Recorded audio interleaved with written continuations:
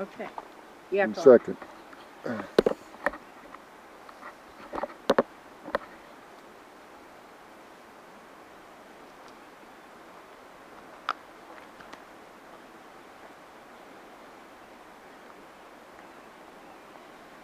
Link up with magnificence. You see, magnify. You see, magnificence. Oftentimes we think magnificent is something you say to maybe a work of art, um, a performance maybe that someone gives, or a talk they give is magnificent. And I think it's magnifying, it's, or let's call it enhancing um, everyone that you come in contact with.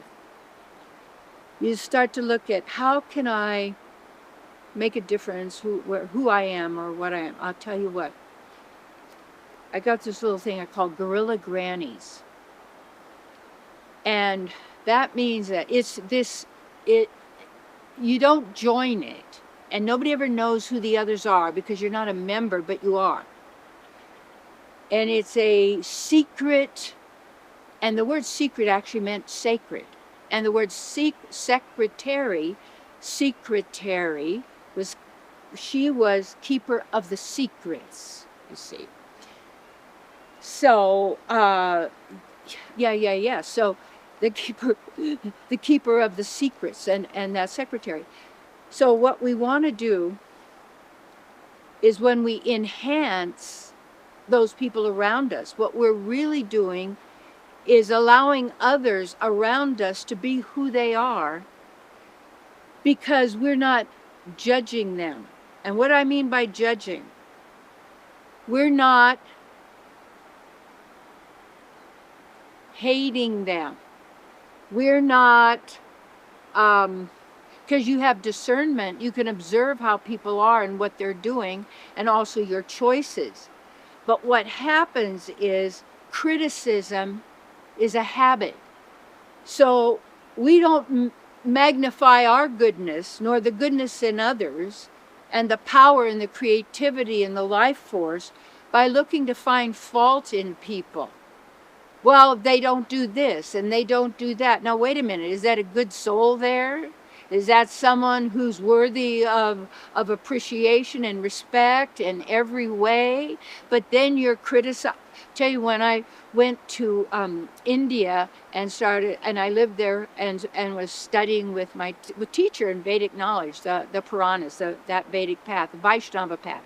Because it appealed to, I like it the most because it brings me the greatest pleasure and happiness. So and so many other things. But it's not, what is it? That truth is found in many, many places. So it just depends on where you feel drawn to that, because we do then come to that basically same realization. And then so this is the value also of ancient wisdom that we can learn and we can study, we could take to ourselves.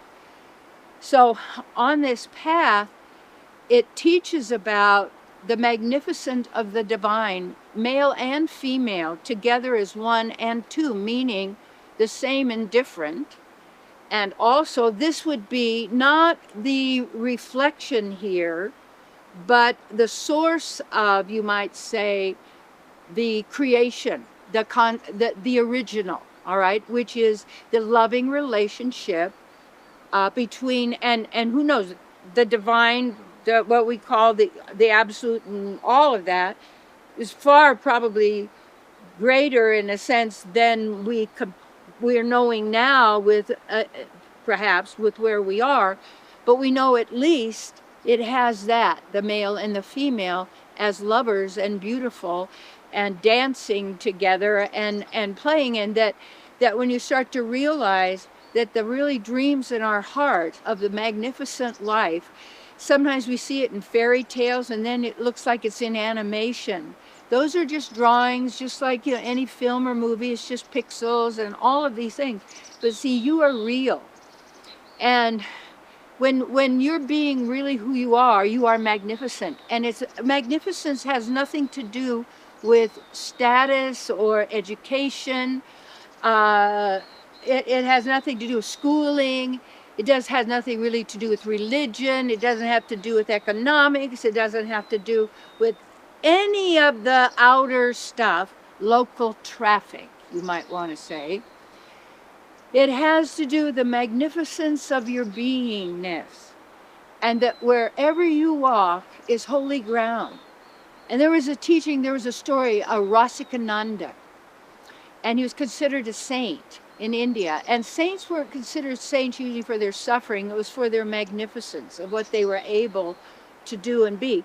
And even when his mother was pregnant with him, that prosperity, the joy, the celebration of all the village and everyone around magnified. It was magnificent. It expanded, and what it was doing is expanding and the edge of the envelope, in a sense, of what people were able to receive and accept and become and be themselves, you see. Each of us is a center, in a sense, with the beloved and the divine, in our own bubble, in our own realm. And that can be as magnificent as you desire, but that doesn't mean your upholstery and your furniture and the carpet and the building and the car and the style and the this and the ha ha ha ba ba ba. That's all distraction to take you from who you really are and how magnificent you are. And when we, then that means then we need to develop and magnify our true divine nature. And in some of these teachings telling about the nature and this ancient wisdom of the divine being, who we are, and the divine in such a beautiful way, and also a teaching and philosophy that we see really has to do with what you can observe. Look how nature operates here and what's going on. See, start noticing and observing and being where you are. Not being in the mind, in the past or the future. They exist only in your mind. By being now and being conscious and present and tuning in, and my feet, chakras on the bottom of the feet, merging in with the earth, gripping the soil with my little toesies. And then you're centered. Yeah. Then you move, and you dance it, and you bring the joy, so that every moment is magnificent. Not the false ego, look how magnificent I am. No, it's a feeling. It's a being. And that just your being, who you are, will transform the world.